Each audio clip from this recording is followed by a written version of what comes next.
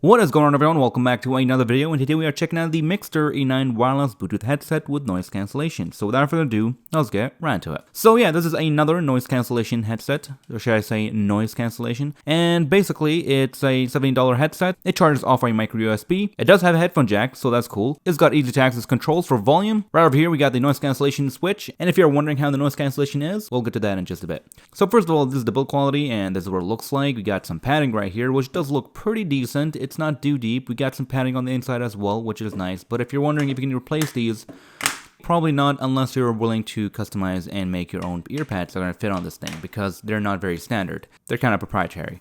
They are very flexible, they can rest on your neck, and it's got all the bells and whistles you would want from a headset, including foldability, which is cool. These side adjustments are pretty easy to use, and they are pretty solid. They don't slip too easily, and they're not too stiff, so no complaints here. And finally, the padding on top, it's pretty decent, and I got no complaints here, so it's pretty good. Now let's go ahead and talk about the comfort level. So in terms of comfort level, this thing kind of sits in the middle. Yes, it is very flexible, but kind of too flexible in some areas. When you put this on, it kind of wants to sit mostly at an angle, and it's not usually flat, so something that's to keep in mind. And while wearing this thing for about 5 to 10 minutes, I can feel my head is being squashed a bit. So if you're not into that, stay away from this thing. But really, those are the only two things. Maybe the padding could have been a bit deeper. Maybe they can make it a bit tighter, so and tighter, I mean less slippage outwards like this, and less clamping power maybe. And that's about it. Comfort level, it's not terrible. I'll just give it a level of good. It's not very good, it's not terrible, it's pretty okay. Now as for audio quality, it's going to sound pretty good. In fact, it's pretty decent. It's got a very neutral sound. The bass here, it's not overpowering, it's not low, and it's just there. Don't expect any heavy bass, but what bass there is here, it's pretty good. As for the mids and trebles, they sound pretty good as well. Audio sounds great, vocals sound good, and everything that you play on this thing is going to sound pretty nice. So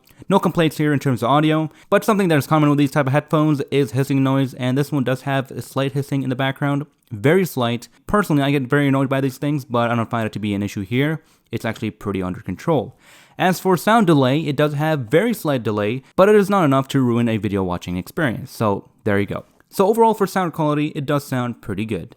And finally, the noise cancellation feature here, it's pretty With this one, it will introduce some noise into it, and it will actually only take out some very, very low-end humming noises coming out from the outside. But at the same time, of course, if you have ever experienced one of these headphones with their noise cancellation, it's going to be introducing its own noise as well. So that is something you should keep in mind. So as for noise cancellation, I'd give it a not worth using. Just forget about it, it's not great. And the last thing to talk about here would be the microphone test. So here you go, this is what it sounds like.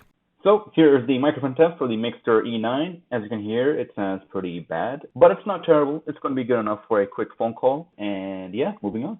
Now, as for battery life, you can expect around 25 to 30 hours of use, and for charging time, it should take around 2.5 hours. And that's pretty much standard for these type of headphones, which really is pretty good. And lastly, it comes with this nice case, which is pretty hard, it's pretty solid, and it does the job. It keeps this thing nice and safe inside, and it comes with all the cables and adapters you need. The 3.5mm if you want to connect directly because you ran out of battery, as well as the micro USB charging cable and the airplane adapter, which I have not been in a plane that still uses these adapters, so actually that may be a thing in Europe, I'm not too sure. And with that said, that is pretty much it for this video. So hopefully this video is giving you the information that you need, but if I have missed anything, let me know in the comment section below, and I'll get back to you as soon as I can. Other than that, that is actually pretty much it for this video, so thank you all for watching. Hope you have enjoyed this video. If you found it helpful, if you did, hit the like button and subscribe and content like this, and I'll see you guys in the next one.